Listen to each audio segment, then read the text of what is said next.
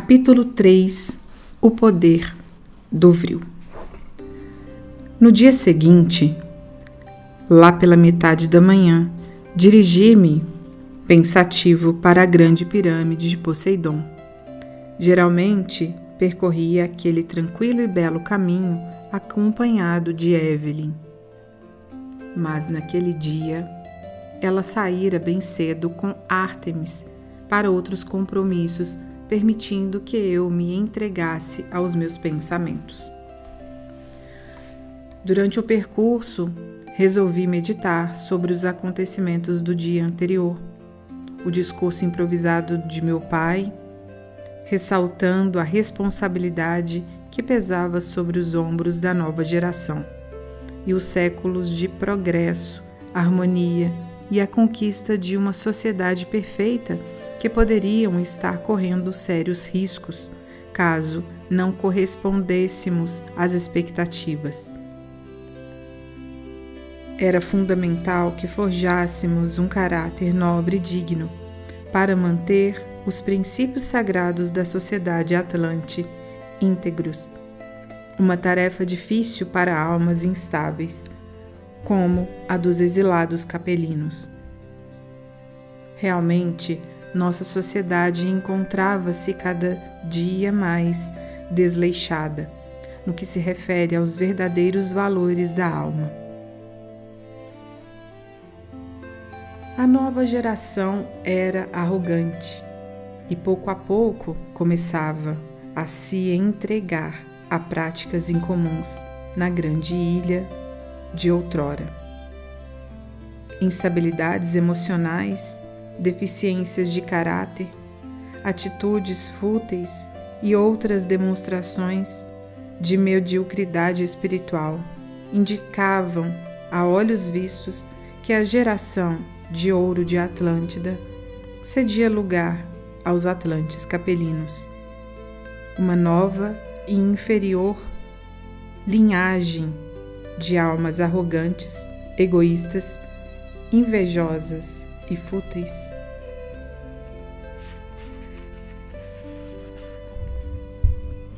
Inconscientemente, o que me tranquilizava era saber que Evelyn tinha o comportamento de uma atlante genuína. Sua retidão de caráter, responsabilidade e dedicação ao próximo me comoviam e me fortaleciam para manter-me no caminho correto. Intuitivamente eu sabia que ela era a grande responsável pelo homem que eu havia me tornado. Como eu a amava loucamente, desejava sempre atender suas expectativas, comportando-me sempre com natural dignidade. Além disso, minha vida era um conto de fadas. Não havia por que me rebelar ou alimentar sentimentos negativos. Isso não me fazia sentido. Apesar de ser claro que nós, os capelinos, éramos os patinhos feios comparados com nossos ancestrais, eu tinha um grande trunfo: o notável domínio sobre o vril. Isso mantinha meu ego sempre elevado. Era uma forma de sentir-me superior. Assim, em meio a esses pensamentos, eu pouco percebia meus lampejos de arrogância e prepotência. Considerava-me um atlante com caráter perfeito. Só estranhava aquele medo injustificável de algo que eu não sabia o que era e que me consumia. Em alguns momentos, eu me fazia uma série de perguntas internamente que me cansavam, que me causavam mais confusão e me levavam a um labirinto sem resposta. Isso muitas vezes deixava-me exausto. Eu, então, deitava na cama de minha casa ou em salas de repouso e entrava em sono profundo por longas horas. Nada mais era que uma fuga inconsciente de meus fantasmas. Segui em silêncio pelo encantador trajeto que levava à Grande Pirâmide, uma região cercada por frondosas árvores com vegetação exuberante, diversas trilhas ladrilhadas conduziam-nos ao acesso principal da mais notável construção de nosso país. Nem os palácios administrativos, decorados com prata, ouro e ouro-calto, conseguiam rivalizar com o intenso catalisador energético que era considerado o coração de nosso país. A região era restrita às aeronaves porque poderiam influenciar nas poderosas correntes do Vril que circulavam pelas entranhas da fabulosa construção. O poder energético contido na Grande Pirâmide era algo absolutamente grandioso, capaz de destruir o planeta milhares de vezes, caso não fluísse de forma correta pelas paredes de cristal. Obviamente que não existia risco nenhum quanto a isso. Nem mesmo durante o período em que vivemos em trevas corremos tal perigo, apesar da atitude impensada que eu tomaria no futuro.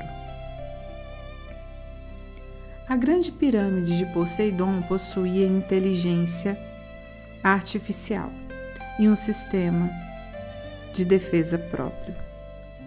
Qualquer anormalidade em seu funcionamento ou ação criminosa provocava o desligamento de seu centro de força principal, localizado no coração da grande estrutura.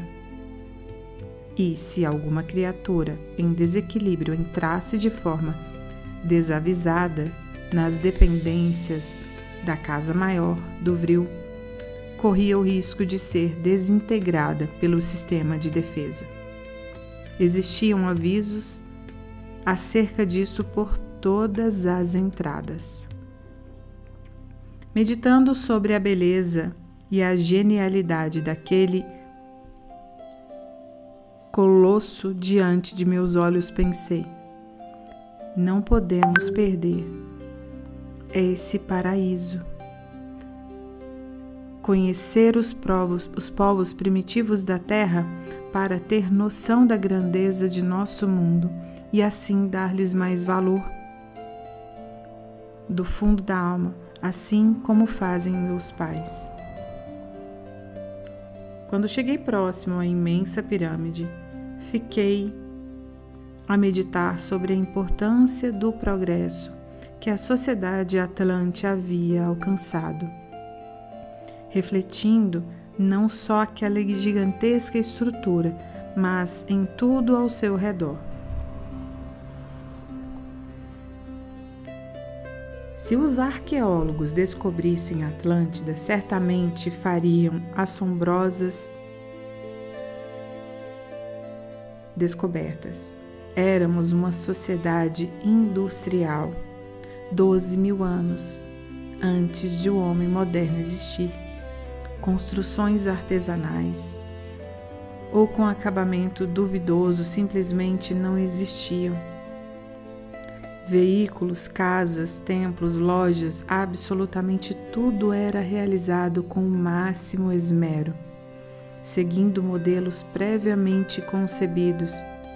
Isso evitava comparações desnecessárias. Ninguém possuía algo mais suntuoso que seus concidadãos, até mesmo porque isso é uma necessidade de almas pequenas. A liberdade de criação era manifestada somente no campo artístico. Tudo mais era elaborado pelos engenheiros. E depois que o molde estava pronto, bastava materializar com a fabulosa energia vril. Nosso trabalho era o mais importante na hierarquia do quinto elemento. Cada cidade possuía sua central de geração da energia e seus mais diversos aspectos. No entanto, na capital da Grande Pirâmide, captávamos mentalmente esse fluido cósmico universal e o armazenávamos em perfeitas peças de cristal. Em sua maioria, com forma piramidal, que acumularam essa energia de maneira impressionante. Depois, essas pedras mágicas eram transportadas para as linhas de montagem e produção para serem operadas por técnicos comuns. Tais cristais poderiam manter a energia vril elaborada para aquele fim por muitos e muitos anos, até mesmo por séculos, dependendo da capacidade de manipulação do sacerdote sobre o quinto elemento. Algumas centrais de operação na Atlântida não eram recarregadas fazia muito tempo. Um exemplo era o fornecimento de energia para as residências, realizado por uma das centrais da Grande Pirâmide, com redistribuição para todo o continente. Era uma energia sem resíduos, grátis e renovável, que não exigia linhas de transmissão física como a energia moderna. Tratava-se de uma força oculta que simplesmente alimentava uma rede invisível de centrais menores com seus cristais energéticos interligados. Isso tudo ocorria de forma automática, sem a necessidade de intervenção humana. Poucos sabiam como aquele engenho energético havia sido elaborado milênios antes. Acredito até que qualquer problema no funcionamento traria dificuldades para acionar seu plano de contingência, algo desconhecido há séculos. Nosso trabalho consistia em nos sentarmos em confortáveis poltronas inclinadas, dispostas em círculos e juntos consertar esse fluido cósmico universal no centro da sala. Cada aplicação do vril exigia adequação de forma diferenciada nessa transformação energética. A mais simples era para a geração de energia, semelhante à elétrica, que utilizávamos nos dias atuais, porém desnecessárias naquela época. Para a movimentação de veículos, era um tanto mais complexa por causa da inversão dos eixos gravitacionais para flutuação e direcionamento. Entretanto, a mais difícil era a elaborada para atender aos princípios dos engenheiros, ou seja, aquela que criava todo tipo de objetos de consumo necessários para uma vida moderna e tecnológica como a nossa. Isso porque eram sempre específicas e inovadoras. Além dessas aplicações, projetávamos cristais para armazenamento de dados utilizados pelas áreas de tecnologia da informação. Esse trabalho também exigia um pouco mais de talento dos sacerdotes do vril. Desse modo, absolutamente tudo o que a mente humana pudesse conceber, poderíamos elaborar com o espetacular dinamismo do vril. Alguns sacerdotes do quinto elemento, os sacerdotes pesquisadores, grupo em que me incluía, também conseguiam fazer reprogramações no código genético de enfermos. Mas isso, além de pouco necessário em nosso mundo, até então já era algo automatizado dentro das centrais de curas da Grande Pirâmide e nas demais pirâmides regionais por todo o continente. Quem tivesse qualquer tipo de desequilíbrio orgânico ou astral, ao adentrar na Grande Pirâmide, sentia imediatamente a ação dessa força curativa, recombinando seu DNA. Essa correção no código genético ocorria em todos os corpos, não só no físico, algo que assombraria os médicos modernos. No passado, esses estudos tinham por objetivo exclusivo socorrer os povos do mundo primitivo, que em breve eu conheceria.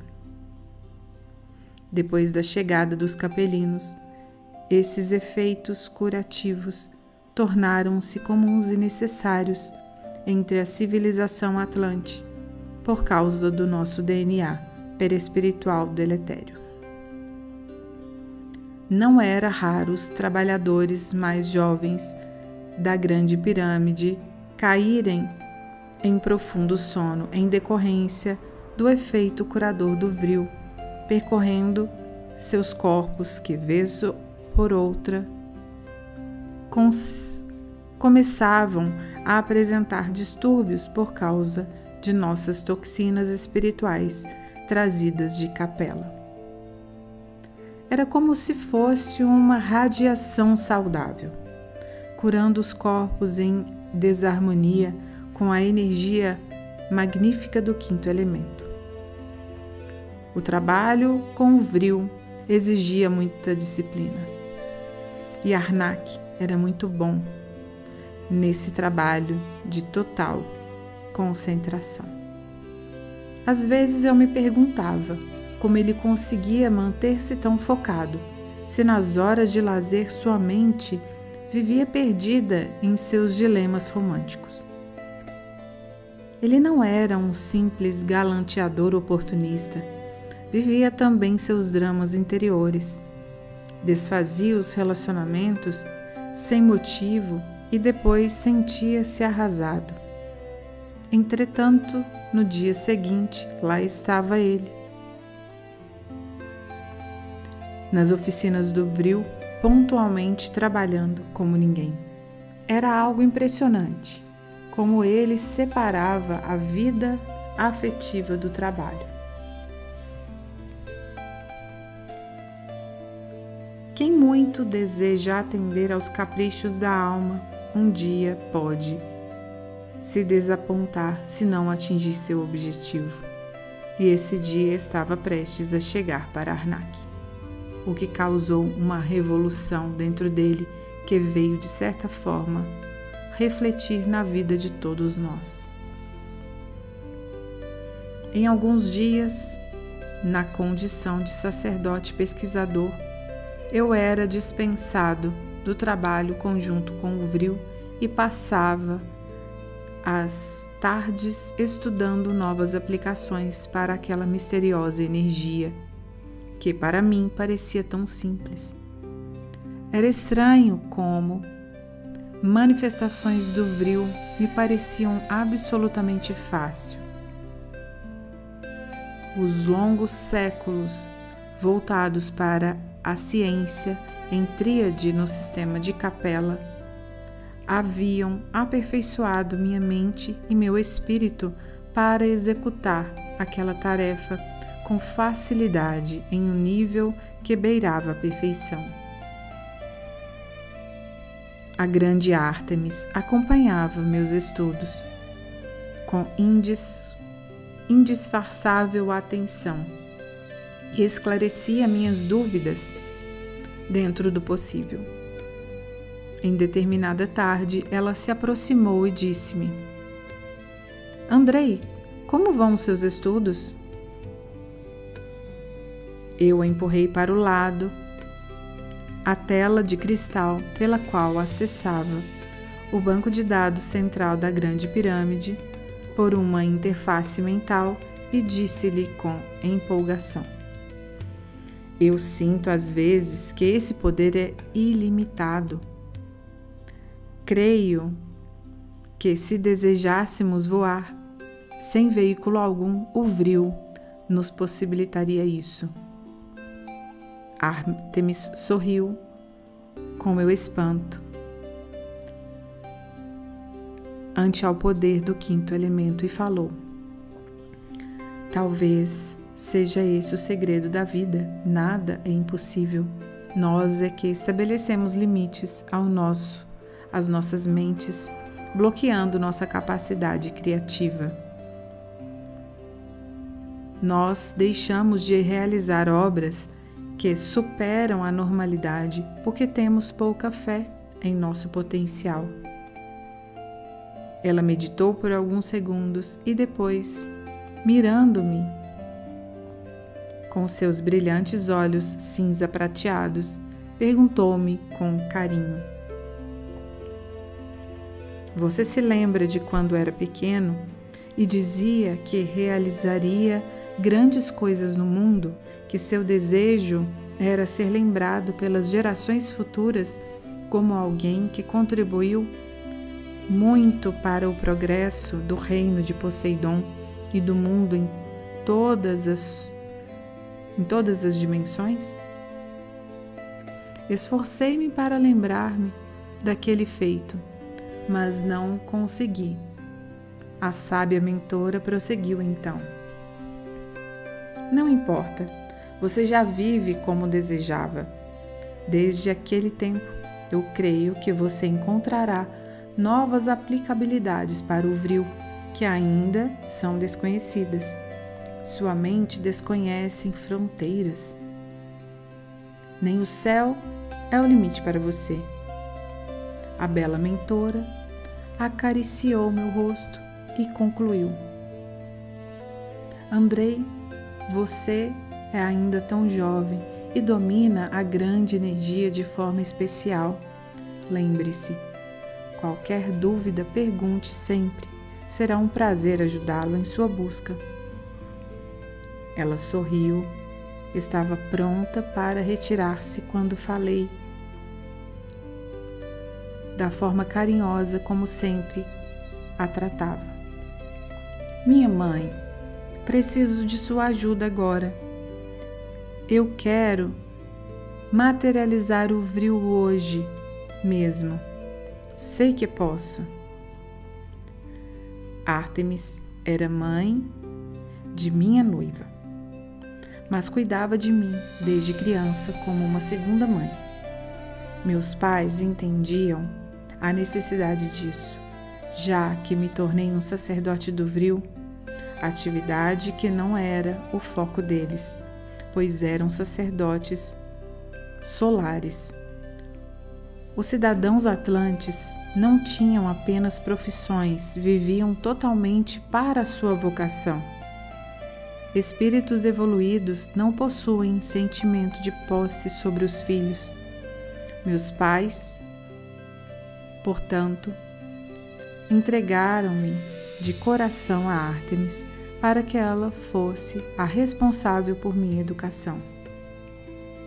A nobre mentora sentou-se ao meu lado, ajeitou o vestuário e perguntou, com o mesmo carinho de uma mãe diante do filho: